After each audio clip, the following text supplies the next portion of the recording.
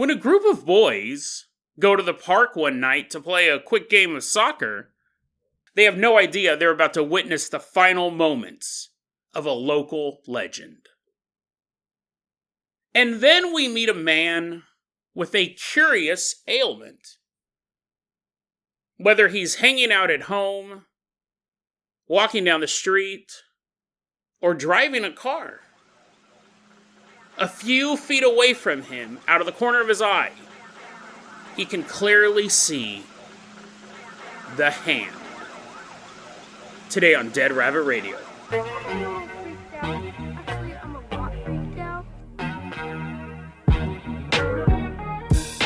Hey everyone, welcome back to another episode of Dead Rabbit Radio. I'm your host, Jason Carpenter. I'm having a great day. I hope you guys are having a great day too. I hope you guys are having tons of fun doing whatever you're doing. We got a lot of stuff to cover today, so first off, running into Dead Rabbit Command, one of our legacy Patreon supporters. Everyone get on your feet and give it up for Asphalt. Woohoo, yeah, wee, yeah, hoo-hoo-hoo. It's hot pavement. Walking on into Dead Rabbit Command. Asphalt, you're going to go ahead and be our captain or pilot this episode. If you guys can't support the Patreon, I totally understand. Just help spread the word about Dead Rabbit Radio. That helps out so much. If you do support the Patreon, you get ad-free versions of the episodes, as well as access to the Patreon Discord and Patreon monthly movie nights. Also, if you can't support the show, though, vote for us in the monthly Paranormal Podcast of the Month award. That link is in the show notes, as well as the Patreon link and all that good stuff. Asphalt, let's go ahead and get things started. I'm going to go ahead and toss you a shovel. Start shoveling that coal into the Carpenter caboose we're going to leave behind Dead Rabbit Command. Chew us all the way out to the United Kingdom. Chugga, chugga, chugga, chugga, chugga, chugga, chugga, chugga. And when we get there, we're in this small town. We don't have an exact name for the town. Although, apparently, this story is still well known to this day. It's very likely, if you're listening to this episode in the United Kingdom, you may go, oi, oi! I know the story. I heard it with my own ears. The story of Crazy Katherine. I know that story, Jason. Let's take a look at this. So, we are going to meet a young man. We don't have his actual name. He didn't post it online, but we're going to call him Ross. And he said this happened back when he was about 14 or 15 years old. A couple years ago, this happened. He goes, we lived in a small town and everybody knew about Crazy Katherine. Some people thought it was a cruel nickname. Her name actually was Katherine, but they called her Crazy. And our parents knew all the stories about Crazy Katherine. She was an older woman. Everyone in town knew about Crazy Katherine. And the reason why they called her that was she had this thing where her eyes did not align. Like, I don't know if they were cross-eyed or lazy-eyed or what. And that's not enough. That's not enough to be called crazy. And she walked with this waddle. Ross goes, it was like watching a drunk person stumble around the street. She walked with this really weird gait. But even that's just not enough to be called weird. What really cinched it for them, right, is she was crazy. Like, she acted like a crazy person, right? The fact that she walks weird and she has a lazy eye, that's not necessarily helping the situation to be an outcast in town, in this small town. But she also acted crazy. She slurred her words, and she acted like a child most of the time. Very, very childlike demeanor. She very rarely spoke, but when she did, she slurred her words and just had an overall childlike demeanor. And you would often find her at the playground on the child...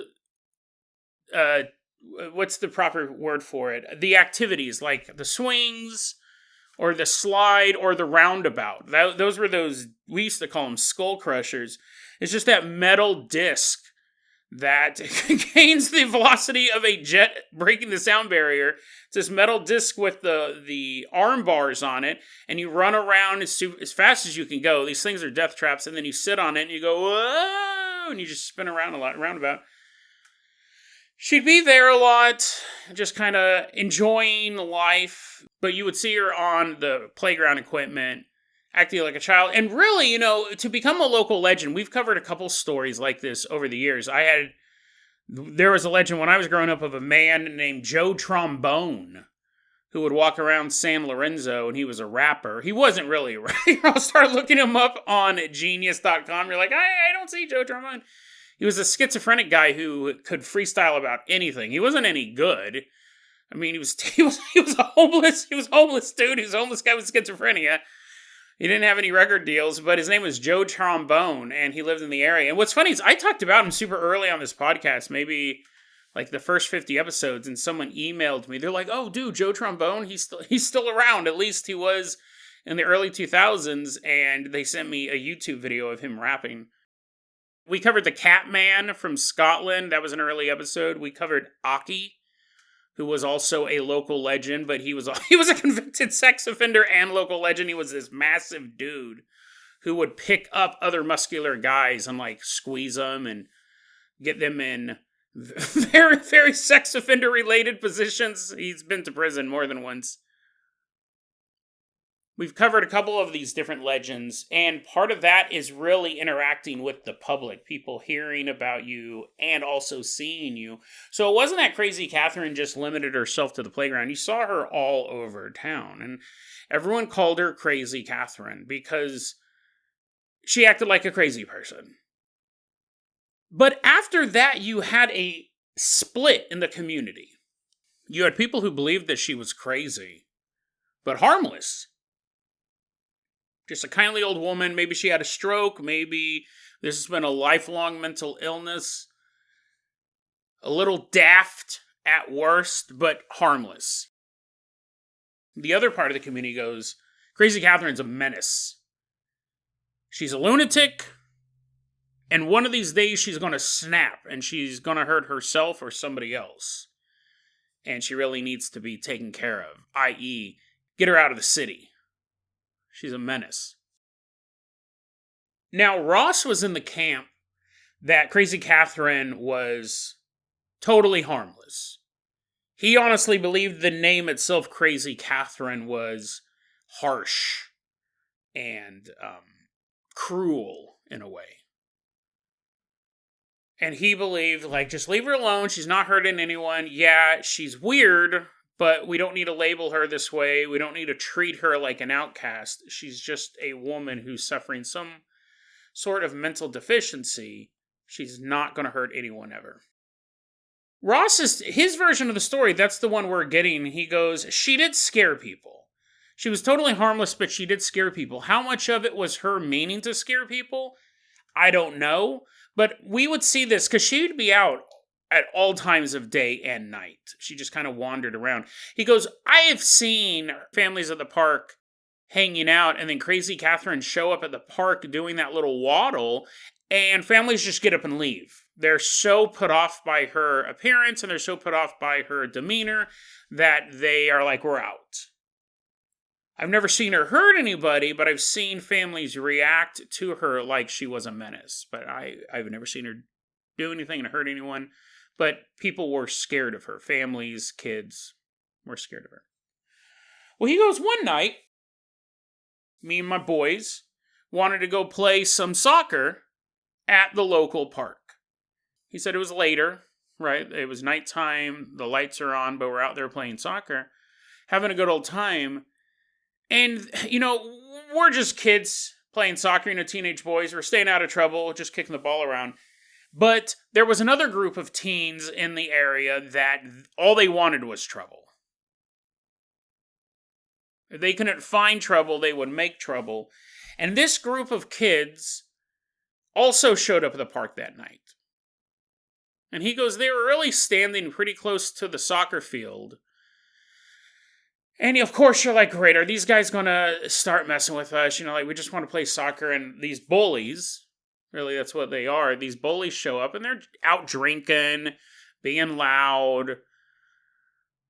But Ross and his friends are just ignoring them, continuing to play soccer. These other group of kids show up and they're just drinking and hooting and hollering in the night. Well, then, like she does because she doesn't have any sort of fixed schedule, Crazy Catherine shows up to the park. But what Ross said was odd. I mean, that was kind of expected. She does kind of wander around the neighborhood. It's not like she has a job to go to the next day. He goes, not only did she show up at the park, the way she got there was inaccessible. Really, no one should have been able to enter the park this way. It pretty much stopped the soccer game. We all kind of stopped and stared and go, what in the world? What's in the bushes?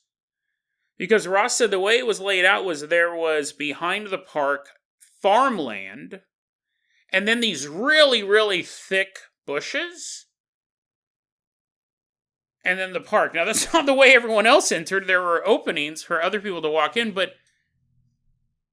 they're playing soccer, and all of a sudden they see the bushes rustling, and out of these bushes steps Crazy Catherine. And she's completely oblivious to the soccer match. She's completely oblivious to the drinking teenagers next to the soccer match. She's just wandering off towards the playground part of the park. And everyone's like, was she like wandering around in the farmland? Like, how long has she been out there? And how did she get through those bushes? Those bushes are really, really thick. But she's oblivious to everything that's going on. She was oblivious as she powered her way through the hedges. Who knows how long she had been out there on the other side of the brush. But now she's at the playground, which is close to the soccer field. And she's just kind of waddling around with that childlike smile on her face. She gets to the roundabout, and she starts pushing it slowly.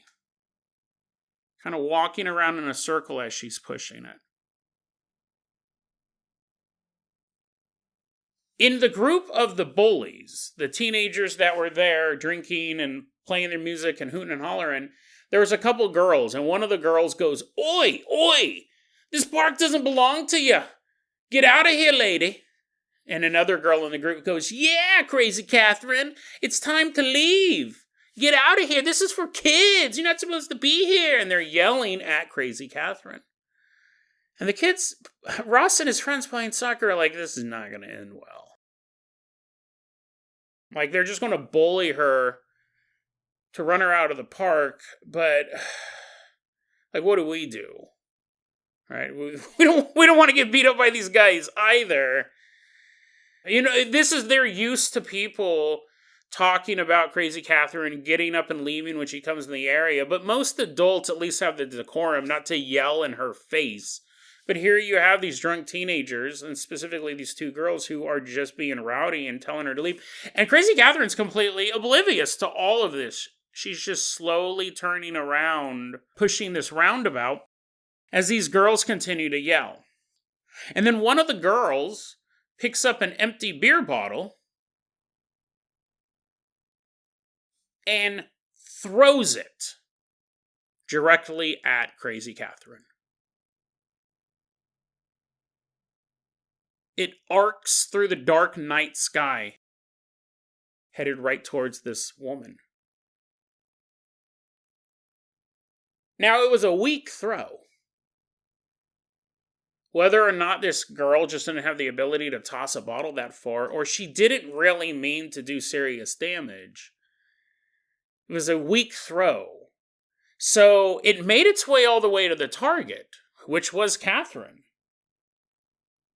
But when it hit her on the shoulder, it did so with such little force that it hit the old woman on the shoulder and then bounced to the ground, and it didn't shatter. Whether it's because she was a terrible thrower or because she didn't really want to do serious damage, we'll never know. But the damage was already done. There's this long pause. Both the bullies and the soccer players are completely quiet. They have no idea what's about to happen next.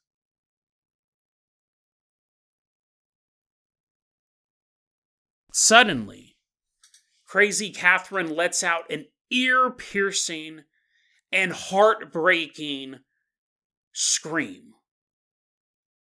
She turns towards the kids and begins shouting, "Stop! Please! Stop! Please! Stop! Please!" over and over again, tears streaming down her face as she begins to tear out her own hair.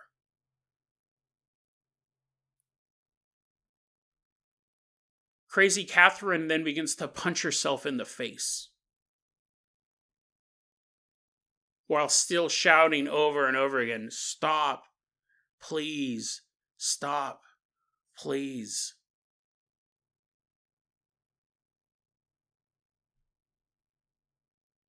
Even though it's nighttime, even though most people are in bed for the evening, or watching a little bit of the telly, these screams begin to echo through the neighborhood. Front doors start to open up. Neighbors poking their heads out. People walking out onto the front step. What's going on? Where's that coming from? "Stop!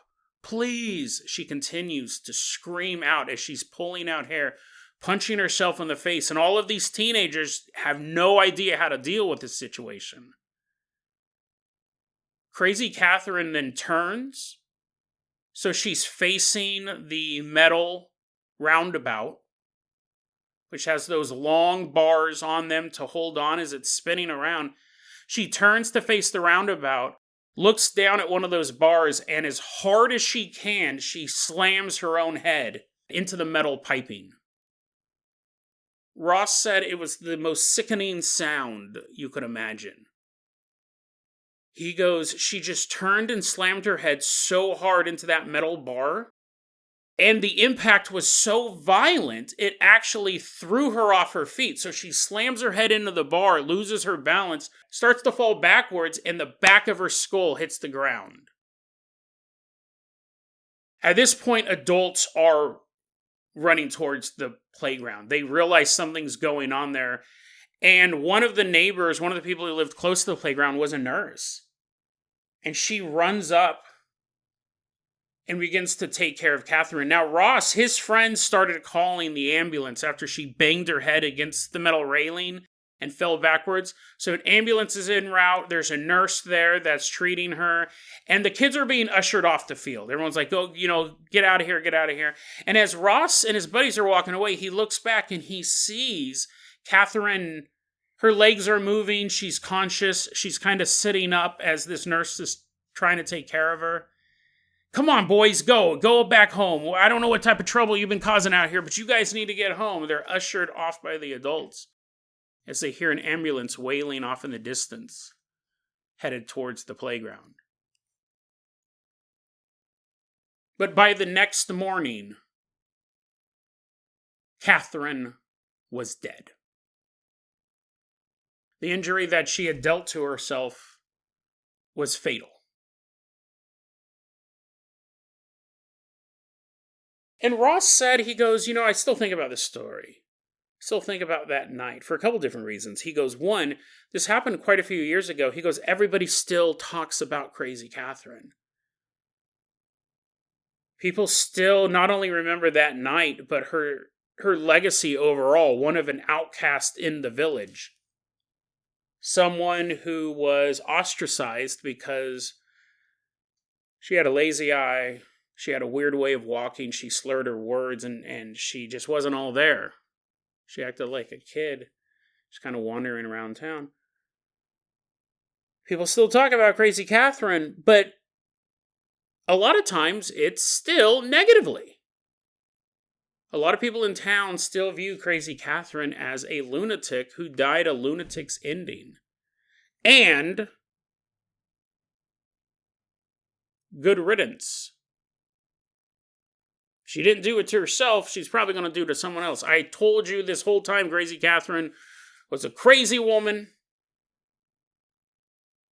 And while it's sad that she died in the way that she did, listen, it could have been worse. Could have been way worse. But when Ross hears people talk like that, he doesn't believe it. You still have people who remember Crazy Catherine as, yes, she was crazy, but harmless. And the reason why she killed herself that night, that wasn't her intent. Her intent wasn't to kill herself, well, as far as they could tell, but it wasn't because she was crazy that she did it. It was that she was assaulted. This girl threw a bottle at her and she snapped. And although she would constantly go through these motions where people would think that she was oblivious to the concerns of the people around her, maybe she wasn't. Maybe she did realize when people got up and walked away, or maybe she did know all of that stuff. She knew they were saying that to her, but she didn't have a way to express it. She definitely didn't have a way to combat it. But that doesn't mean that it didn't hurt her feelings. That doesn't mean that it didn't, over time, begin to weigh on her soul. So on this particular night, when this girl threw the bottle at her, it was just the conclusion of a lifelong harassment campaign. So Ross says, I still think about the story because we still talk about Crazy Katherine in town. People still talk about her, and a lot of people still think that she was a menace, and if she didn't do it to herself that night, she was going to hurt somebody else in the future, but I don't believe that. But Ross goes, sometimes, though, I think about the girl who threw the bottle. I wonder if she ever thinks about Crazy Katherine. I wonder if she ever feels bad. I wonder if she ever regrets throwing that beer bottle across the dark playground. It's interesting, super interesting story. I found that the other day. It was posted by a guy who uses the name Ross Kemp Tank online. That's why we called him Ross. Super interesting story. I mean, again, it's that idea of the local legend. Yesterday we talked about Phobia 78, who's not a local legend. Like, he just seems like he's in some mental health crisis. And I mentioned, it seems like that's a ticking time bomb. And now we're looking at the other side. I think the story from yesterday, that wasn't so, well, we don't know if this guy is going to do anything violent. He was constantly talking about committing violence. Now, luckily for us, for the people around him, he kept saying, like, I don't know if I should do this. I don't know if I should sacrifice animals. I don't know if I should brutally mutilate people, but God's telling me to do these things, and I'm constantly having this fight going on in my life. So that keeps him in bay, at least his own moral code. He knows the difference between right and wrong. With Crazy Katherine, it's not like she ever did anything wrong, as far as we know, right? All that she did was be off in a town. That's all. She was a little daft, a little weird. Sometimes that's enough for people to single you out, and then over the years, it could just keep growing and growing and growing. Even like with Joe Trombone, I'll see if I can find that YouTube video again, put it in the show notes. Like, this guy's rapping, he's a schizophrenic rapper, but people enjoyed his company. Like, it was a privilege to have Joe Trombone rap for you. The dude has to be dead by now. I mean, I hope he isn't. But, I mean, he was in his 40s when I was down there. Maybe 30s, right? So, I mean, and that was like in the 90s. So at that point, he'd be in his 60s by now. Maybe he's still out there. Maybe he's still rapping. I don't know. But I'm sure some people took advantage of him. But for the most part, it was considered a privilege. If you saw Joe Trombone, if he rapped for you, it was something you bragged about at school. There's different layers to these local legends. The Catman, that was someone you would want to see people. I think, if I remember correctly, we're trying to feed him fish or something like that. Such a weird story. And then there you have the negative ones, like Aki, who, again, sex offender, local legend. That's definitely not a guy that you want down. But Crazy Katherine kind of fits into that Joe Trombone category, where she is really, as far as we can tell, was pretty harmless. And yet the town never cut her a break. Some people did. Some people just thought, leave her alone. She's not going to hurt anyone. But even after her death, people are still complaining about her, complaining that she existed in the first place in their small little town somewhere in the United Kingdom. But the fact that Ross still brings it back to the human level, and he goes, I wonder if that girl ever regretted throwing that bottle. He'll never know the answer to that. Overall, though, it's just a sad story. It's a sad story of a woman who didn't fit in, most likely did have some sort of mental health issues, whether it was a stroke, whether she was born this way, maybe she had some massive trauma in her life. We don't know. We don't know the details. Most likely Ross didn't know as well. But feared by some, tolerated by others, right? It didn't seem like anyone went out of their way to love her either. I'm sure there were people who were a little extra nice to her, but there's no mention of a social circle or anything like that. It was just a lady walking around town. Feared by some, tolerated by others. Violently dies by her own hand one night in front of a bunch of teenagers. And that's become her legacy. Even after death, she's still known as Crazy Katherine, the woman who cracked her own head open. There's no redemption arc for her.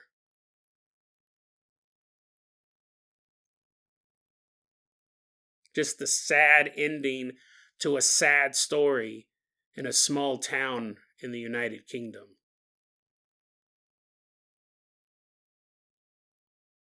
Asphalt, I'm going to invite you back tomorrow to fly the Carpenter Copter. I don't have enough time to talk about the hand story. I don't want to rush through it. It's really, really interesting one. This story took a little bit longer than I thought it would, but that's the way it goes sometimes, right? I really like this story. I'm glad I was able to share it with you. Like, Jason, no, tell us something funny. Tell us something at least enjoyable. That story was depressing. I'll tell you this story real quick. Asphalt, get the Carpenter Copter ready. I'll tell you this story real quick. Your mileage may vary on how funny this. You're like, Jason, this is more depressing than the story you just told. I think, so I'm recording this segment on Father's Day. I still haven't called my dad yet, but I'll tell you some funny stories that involved my dad. Once, I was a chubby kid. I overate as a child, and the trends never stopped. I've lost a lot of weight, especially I've lost a lot of weight since the Oregon Ghost Conference. But I was a chubby kid, and I remember one day when my dad, he was a minister, right? We were at seminary in the Bay Area. And me and my brother and my brother's friend, I don't remember my brother's friend, we would just wander the college campus for hours on end when school wasn't in session. Well, there were students learning classes, and we're like going on Goonie adventures right outside their window. They're like, did those kids just beat up those bank robbers? Why are they running by with a map? We'd wander around campus when we didn't have school. And my dad, so he was going to classes to be a minister to get his doctorate degree or whatever it was, master's degree, I don't remember. Anyways, I was a kid. I probably would have been. I was in 4th or 5th grade when this happened. I was a chubby kid. My brother, not so much. And my dad also, to make ends meet, he also was a custodian on the campus. Now, not like cleaning out garbage cans. I mean, not like there's anything wrong with that, but not like an indoor custodian. He did work out in like fixing sprinkler systems and things like that. He had one of those little golf carts he would drive around on and do maintenance. That's the term, maintenance worker. He was a maintenance worker. And they'd have these little golf carts. So anyways, one day me and my brother and his friend were walking all around campus, and this little golf cart drives up to us, and it's one of the other maintenance workers. We'd never seen this guy before, because it's a big campus, so there's a lot of maintenance crew. We're wandering around. He doesn't know who we are. We don't know who he is. And this dude pulls up in this little golf cart. He looks at me and he's like, "Why are you so fat, dude? Look at, you're a little boy and you're so fat. Why are you so fat? You're too fat." My brother's like, what in the world is going on? I don't know how the conversation started. I just remember him calling me fat, saying I was too fat. I don't know if it started off like a normal conversation, like, "Hey guys, how you doing? Nice weather today. Why's your brother so fat?" But very quickly, it became a conversation about how fat I was. And this guy, he pulls up, and this is totally true story. Like, wow, Jason, I thought you were going to tell us something a little more funny than open child abuse, a guy abusing these kids in the middle of nowhere. We're on campus, this guy pulls up. We're like in a parking lot too. We're not like off in the woods like Stand By Me. It's golf cart accessible. He pulls up, he starts saying, why are you so fat? He's making fun of me, and then he goes, do push-ups. All right, you need to lose some weight, you need to do some push-ups. And here's the thing, listen, my brother, like all of us boys, we're brawlers. My dad was a brawler. I got to be a brawler when I was older. I did so many push-ups that day, I became like One Punch Man. After that, I became the Ultimate Fighter. But you can't fight an adult. Like, this guy was in, like, his mid to late 20s. And my brother was super mad, and they were just kind of flabbergasted by what was going on. My brother was just furious, but he's like, we can't beat this guy up.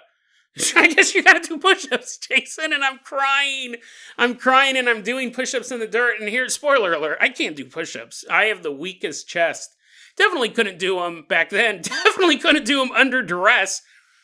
This man is telling me to do push-ups because I'm so fat, and my brother totally just wants to beat this dude up. He totally just wants to lay into this dude, but he's like just furious. And he, they're not just, my brother and his friend, they didn't go buy popcorn to watch. They were protesting. Stop, Jason, you don't have to do that. Come on, man, get up. And he's like, no, he needs to do push-ups. Look how fat he is. And then I think my brother just realized, okay, I know the ultimate way to fix this. Jason, do a couple more push-ups. I'm like, oh no. Eventually the guy leaves and I'm crying and my shirt's all dirty and my hands hurt and I wasn't able to complete a single push-up. And my brother's like, let's go tell Dad. Let's go tell Dad what happened, because this dude was a maintenance crew. Dad's maintenance crew. We don't know who this guy is, but Dad will find him. Dad will find out who this guy is. So anyways, we make the long trek back to, we lived on campus. We lived in campus housing. We made the long trek. It was probably only like 100 yards or whatever. Everything's super long to a kid. We make the arduous journey over the mountains back to the college dorm we lived in. I'm crying. That wasn't anything new. I was a very emotional boy. We walk into the apartment. I'm crying. I'm dirty. Again, that wasn't anything new either. And I'm just blubbering, and my older brother comes in and is like, Dad, some dude just pulled up in a golf cart, one of your maintenance golf carts, and made Jason do push-ups because he was so fat. And I don't know how much of that information my father processed. He was sitting at home, just relaxing, just got off work. He's like, oh, I got my buddy to take over my shift. He's sitting at home, and as my brother's telling him that story, he's like, what? What? What? And he's basically getting dressed to go out and beat a man to death. He's like, what? What? What? He just couldn't believe that this happened. And he left. He just left the apartment. Well, what? We didn't know what happened. He just came home eventually, right? He just came home eventually, and that's the end of the story. No questions asked. Well, what happened? I didn't know the rest of this story afterwards. But my mom told me, I think it was because, I think my dad obviously came back. He's not missing to this day. He's not in Sing Sing for murdering a man. I think he just came home and he's like, it'll be okay. That guy won't bug you anymore. What happened was my dad got in his golf cart and drove all over campus looking for this dude. Based on my brother's description of him, my dad just drove around in his golf cart like the driver from Drive, looking for the man who mocked his son and made him do push-ups. So my dad's probably thinking, listen, Jason probably could do a couple more push-ups. Fine. But nobody forces my kid to do push-ups other than a PE teacher. But anyways, he's driving around. He's furious. And apparently, again, I heard this side of the story later. Apparently, the other guy was back at base camp for the maintenance crew. He was talking to some coworkers, and my dad pulls up on his golf cart and basically launches out of the golf cart. I don't know if it was still moving. And I won't say attacked the guy, but he manhandled him. My dad basically gets in this guy's face. Because imagine you're just sitting there talking to your buddies at work, and one of your coworkers comes in and grabs a dude and begins to violently shake him and starts screaming at him, "You stay away from my son! You stay away from my son!" I'll beat you. I'll beat you so badly. If that ever happens again, people were just standing around there like, what is going on? What is going on? Apparently, my dad did. Again, I don't want to say assault. I will say that my dad apparently almost got kicked out of college. My dad was in trouble for manhandling this other dude because of what he did to me. Like, he stalked him, he found him, and he, I won't, again, try to pump it up. I won't say my dad beat him up. But it was enough that the employers and the school administrators were like, listen, we talked to that other guy about harassing children. But, so we got that handled.